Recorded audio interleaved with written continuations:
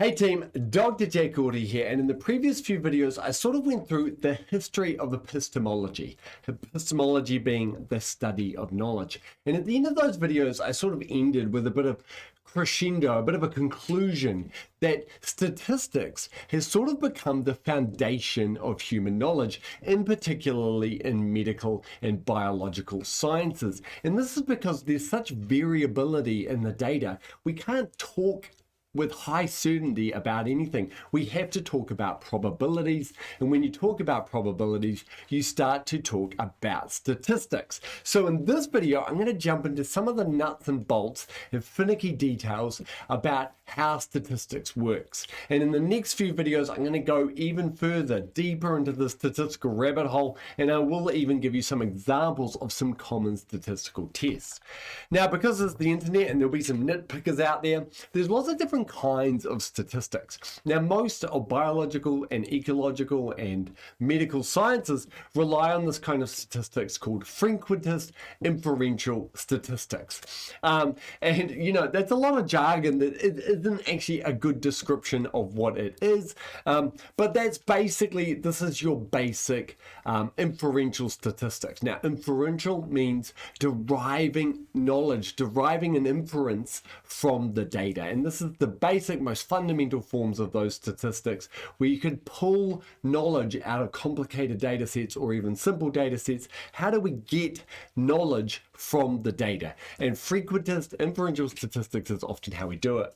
Now, one of the foundation, rightly or wrongly, probably wrongly, one of the foundation keystones of frequentist inferential statistics is the p-value. And, you know, we kind of worship like a false idol the p-value. So here is a bunch of biological scientists, by the looks of it, worshipping the p-value. If you haven't seen this movie, it's 2001 Space Odyssey. It 100% holds up and is totally worth watching if you haven't.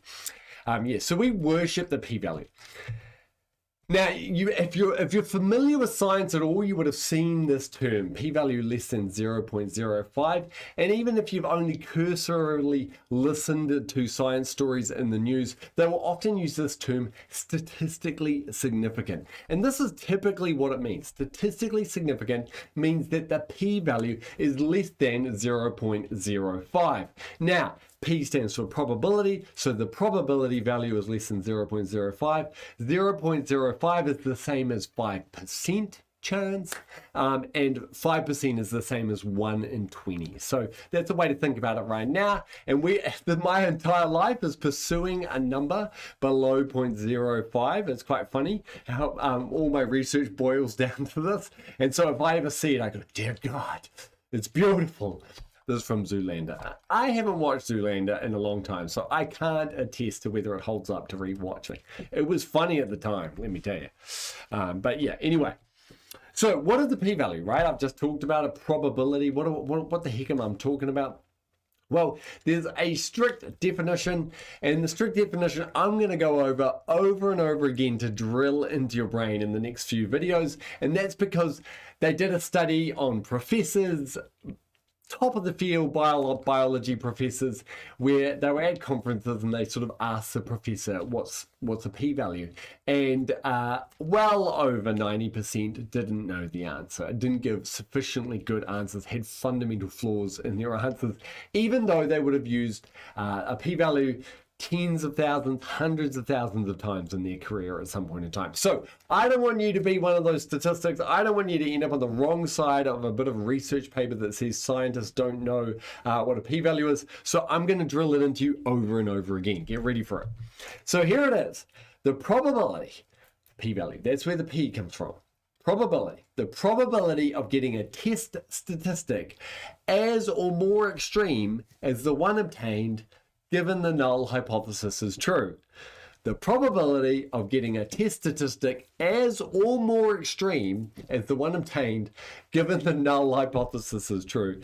Boy, it's not great, is it? It's not an enjoyable read. It's not something you'd read on the weekend. It's full of jargon. It's quite technical. So I'm going to try to break down some of this jargon in the next video, so we can really get a deep understanding of what a p-value is. So the first bit of jargon I want to break down is the null hypothesis. What the heck is a null hypothesis? Now, there's a few different definitions floating around, but this is my favorite definition, right? The data you have, the samples you've got, whatever it is, it could be 1 or 2 or 3 different samples, just whatever the data is, the null hypothesis is that the data was all sampled from the same population, right? This is the simplest inference of what a null hypothesis is. Now, it can get a little bit more complicated as stats gets a bit more technical, but this is a great heuristic. It's a great way to think about it. The null hypothesis is if the data was sampled from the same population. What do we mean by this? So, the first thing that we need to understand is that in inferential statistics and frequentist inferential statistics, the population is often theoretical. It's not real, right? And so what do I mean by that? If I run an experiment and in one group I have 8 mice and in another group I have 8 mice and say one's got the drug and one's got the placebo, what population do they come from? Right? Like one's got the drug, there's no other mice getting the drug, right? So there's no population that these samples come from. But what we do in inferential statistics is we imagine a theoretical population of an infinite number of mice that have received the drug and an infinite number of mice that have not received the drug, have received the placebo, or whatever experiment you're running. So whenever you run an experiment, the only data you've got is that experiment, but we imagine that there's an infinite sample out there from which you plucked your data, even though you didn't really do that. So anyway, here we go. The null hypothesis is that the data all came from the same theoretical population, not a different population. Okay, so that's the null hypothesis. So let's look at it. We take these 2 samples here from the population. Now, they're a little bit different, right? Like this one's got 2 reds, this one's got a red and a green over here. So they're a little bit different, but they're well within what you would expect if they were sampled from the same population, right? So, you know, there's always going to be a bit of variation, but pretty much these samples are the same, and so it's highly likely that they came from the same population. So this is the null hypothesis. We would accept the null hypothesis and say that this data probably came from the same theoretical population up in the sky in our imagination. Right, so, but what if the data look like this, right? We've got sample 1 over here, it's all red. Sample 2, it's blue and green. These 2 samples look very different, right? So we might run a statistical test on it to go, are these samples significantly different? And we might come back with this magical p-value of less than 0.05. So there was a less than a 5% chance of getting this result or more extreme result, given that these came from the same population. So we would then reject the null hypothesis. We would reject the idea that these 2 samples came from the same population. It is rejected. So we would reject the null hypothesis and say that these samples we would say that these samples, we would infer that these samples did not come from the same population.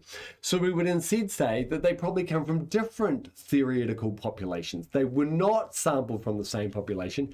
They were sampled from theoretically different populations. And that explains why our samples look different, right? The populations from which they came were different, so that explains why our samples were different, right? So we reject the null hypothesis, but importantly, it doesn't mean we accept this hypothesis here. We just say it provides evidence for it, right? Because we can't prove something, we can only sort of falsify it, right? Karl Popper, we can only falsify it. So we've falsified the idea that they came from the same population, so we've rejected the null hypothesis, but that doesn't mean we get to accept our hypothesis, our biological hypothesis, right? So we just have to say it provides evidence for, and what we might do is lots of different tests that sort of try and answer the question in the same way, and we try and falsify our biological hypothesis over and over again, and when we keep failing to do that, the evidence piles up for our true hypothesis, and we keep rejecting all those null hypotheses. So let's look at an example to try to put this into try to put this into context. Let's imagine that this was COVID cases, and red means very severe, yellow moderate, green mild, and blue means you didn't get COVID-19 at all. Now, what we can imagine is our sample 1 that came from a theoretical infinite sample of placebo-treated human beings. In our sample 1, we've got lots of severe COVID, and in our sample 2, we've got lots of mild and no COVID, right? So this might come out statistically significant. So we would reject the idea that these came from the same theoretical population, these two groups of human beings, and we would say it's likely that they came from two distinct populations, and that's because the vaccine actually does something, right? This actually reflects reality. So the vaccine actually does something, so therefore the populations are different, the theoretical populations are different at their very core, and that's why the samples are different, right? So we would reject the null hypothesis.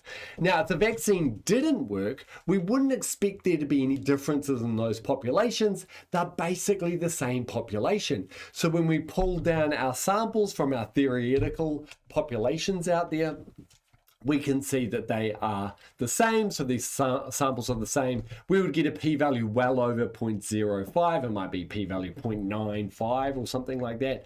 So we would definitely say there's no evidence to reject the null hypothesis, and we would accept it. We would accept the null hypothesis that the vaccines do nothing. Fortunately, this isn't what the data looks like. The data looks like it did in the past. Now, an important distinction here, right? If you pick up a scientific journal article right now, published in the Lancet, New England Journal of Medicine, or Nature, or whatever, you probably won't read the term reject the null hypothesis. You probably won't even read the term null hypothesis. What's quite important is that although this is the hum in the background, this is the engine going on in science in the background, we don't talk about it a lot. And you'll see why when I explained it. It's quite clumsy. I'm talking about the null hypothesis and my biological hypothesis, and one of them is false, one of them has evidence for it. It gets really clumsy and opaque, right? It's harder to understand when I start talking about rejecting the null, providing evidence for my biological hypothesis. It becomes opaque and difficult to read, right? And you've got to remember, the average scientific paper, published in Nature, runs probably over 100 statistical tests. So it would get so wordy and complicated to hear I reject the null hypothesis 100 times. So what we will say is that they were significantly different. This provides evidence for blah, blah, blah. We wouldn't specifically start talking about rejecting the null hypothesis. It's kind of, it's a waste of time, and it's not great language, right? But do know that it's the engine going on underneath. It is critical to the assumptions of the statistical test. It's critical to understanding how the statistical tests are working. And it's important to know that's why we never say you prove your hypothesis. You cannot prove your hypothesis. You can only provide evidence for it by rejecting all the null hypothesis around your hypothesis.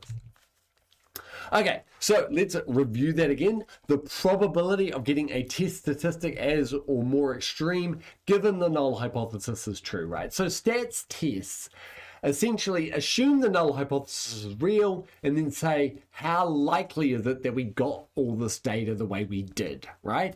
Or even more extreme, as or more extreme, the results of our experiments, for example.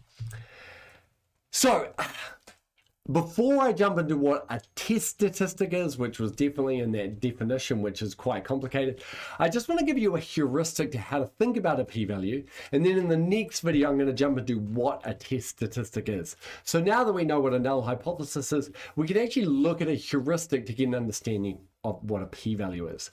What's a heuristic, you might wonder? A heuristic is sort of a shortcut. It's not necessarily a 100% accurate way to talk about something, but it's a shortcut to give you an intuition, a way to think about it, right? It's not always true. It's not very specifically accurate, but it's a great mental model to work with. And we use heuristics all the time in our lives, right? So, like green light means go. Most of the time, yeah, but if someone's running the red, it's a bad idea, but it's a heuristic that we operate on, right? It's a shortcut. Okay, so here we go. This is a good way to think about a p-value. my hypothesis is my coin is a trick coin with heads on both sides. So it's got heads on one side, heads on the other. So every time I flip it, I should get a heads, right? That's my hypothesis. My null hypothesis, right, would be that it's a regular coin. It comes from a regular population. There's no effects going on. It is sampled from a regular coin population, right? There's theoretical million coins out there. They all land on heads and tails. So it's been sampled from that regular population, right? So that's the null hypothesis there. Essentially, there's no effect, right? How many heads in a row would convince you to a probability of less than 0.05? So how many heads in a row would I need to get, right? So what we're going to do is we're going to investigate that coin just by flicking it. We're not going to look at the coin. You can never look behind the curtain in biological sciences. What we're going to do is flick the coin, have a look. Is it heads, is it tails? Then we're going to flip the coin again. Have a look, is it heads, is it tails? How many heads in a row would convince you that statistically significantly, that my coin is a trick coin and to reject the idea that it is a regular coin, right? So I flip it, I get heads, right? What was the probability of getting heads on my first flip? You know, it's 50%, 50-50, right? I flip it again. What's the probability of getting heads again? It's 50-50 again, but now I've had two 50-50 results in a row. So what we do is we times them together. So 50%, half of a half, or 50% of 50%, or 0.5 times 0.5 equals 0.25. So a 25% chance of getting two heads in a row. Flip it again, now I'm up to 12.5%. Are you convinced? I've got three heads in a row. Is that statistically significant? Should we reject the null hypothesis? No, because we're only at 12.5% significant. I flip it again. I've now got four heads in a row. Should we reject the null hypothesis? The answer is no, because we've still got a 6.125% chance of that happening, right? So it could still have happened, you know, that would happen 6% of the time. So we haven't crossed that magical threshold of 0.05, and it truly is magical and arbitrary. We just randomly plucked it out of the air. There's no scientific basis for it to be a 5% threshold, but that's just what it is. So then we flip it again, and on my fifth time, I now get a 3-point-something% probability of getting 5 heads in a row. So if I get 5 heads in a row, I've convinced you to a statistically significant level to reject the null hypothesis that this coin is a regular coin plucked from the regular population of coins, right? Which all land on heads or tails 50% of the time, right? So this is a good way to think about a p-value. What was the probability of all of that data falling the way it did, or even more extreme, right? So I could get 6 or 7 heads, right? It's still going to convince you. So what was the probability of getting that result or more extreme than the result I got, given the null hypothesis is true, i.e. purely by chance? Purely by chance, I got that result I got that result or a more extreme result. What was the probability purely by chance? So we reject the null hypothesis. Now, what assumptions did we make? Well, we made the assumption that coins do land on heads and tails 50% of the time, right? That's the assumption of the null hypothesis. And what we will learn is all other statistical tests have all these funny assumptions behind them, right? So they've got all these assumptions. Just like we assumed that the coin would land on heads or tails 50% of the time, in biological data, we often assume a bunch of stuff, like that the data is normally distributed. I'm going to go into that in a later video. But every statistical test has these assumptions underlying it. And it's important to know that if those assumptions are broken and not real, then our entire statistical test is invalid, right? If it turned out coins actually land on heads 60% of the time, the statistical test that we just run was completely wrong and meaningless. So our inference that we took from the data would also be wrong, right? So we need to make sure that those assumptions hold and are nice and tight. Now, if we reject the null hypothesis, right, we cannot accept that it's a trick coin and it's got heads on both sides. Perhaps it's a weighted coin, and so it's more likely to land on heads. 80% of the time it's more likely to land on heads. You see how we're rejecting the null hypothesis that it's 50-50, it's a regular coin, sampled from the regular population of coins out in the coin world, the theoretical coin world out there. But we cannot get to accept our hypothesis. All we can say is it provides evidence for our hypothesis. So another example is my die, my single dice, my die, is weighted, so it will only ever land on one. So I've got a dice, I claim it's weighted, so it will only ever land on one.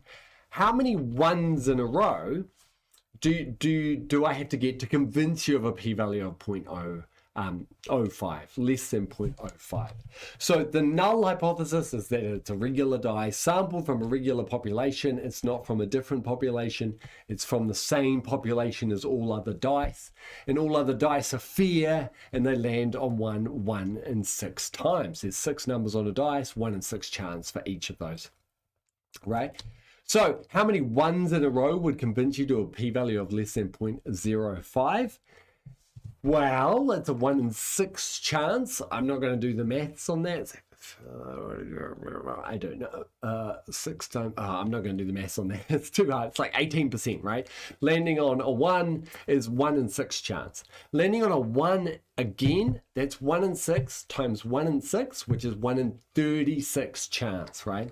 Now, 1 in 36 is lower than 5% already, right? 1 in 20 is a 5% chance. You take 100 divided by 20, you get 5%. You take 100 divided by 36, you get something, 3%. Why am I doing live maths? This is a bad idea. Less than 3% chance of that happening.